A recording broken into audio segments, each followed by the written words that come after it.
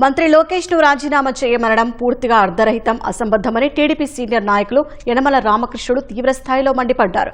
జంజెడ్ అని భ్రమపడుతున్న వైసీపీ నేతలు 2024 ఎన్నికల్లో ప్రజలచే తిరస్కరించబడిన జెన్ ఎక్స్ అని గ్రహించాలని ఎద్దేవా చేశారు. విధ్వంసం దోపిడీయే అజెండాగా పనిచేస్తున్న వైసీపీ ప్రస్తుతం వెంటిలేటర్పై ఉందన్నారు. నకిలీ నినాదాలు, నాటకీయ ధర్నాలను ప్రజలు ఎప్పటికీ నమ్మరని స్పష్టం చేశారు.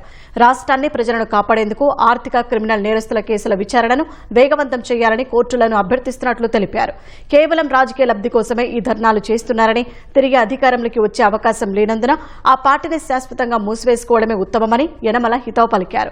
డీఎస్సీ వ్యవహారంలో పిటిషన్ దాఖలు చేయడానికి వైసీపీకి అసలు అర్హత లేదని న్యాయస్థానమే స్పష్టం చేసిందన్నారు. రాష్ట్రం వేగవంతమైన అభివృద్ధికి వైసీపీ ఒక స్పీడ్ బ్రేకర్గా మారిందని, ఏపీలో పెట్టుబడులు పెట్టవద్దంటూ పెట్టుబడిదారులను బెదిరిస్తోందని యనమల ఆరోపించారు. తయారీ, సేవ రంగాలు దెబ్బతింటే ఉపాధి పన్నులు నిలిచిపోయి సంక్షేమ పథకాలకు నిధులు కొరవడాలనేది జగన్ నేరపూరిత కుట్ర అని మండిపడ్డారు. రాష్ట్రంలో బలహీన వర్గాల సంపద సృష్టికి జగన్ పెద్ద అడ్డంకిగా మారారని యనమల తన ప్రకటనలో తీవ్ర ఆగ్రహం వ్యక్తం చేశారు.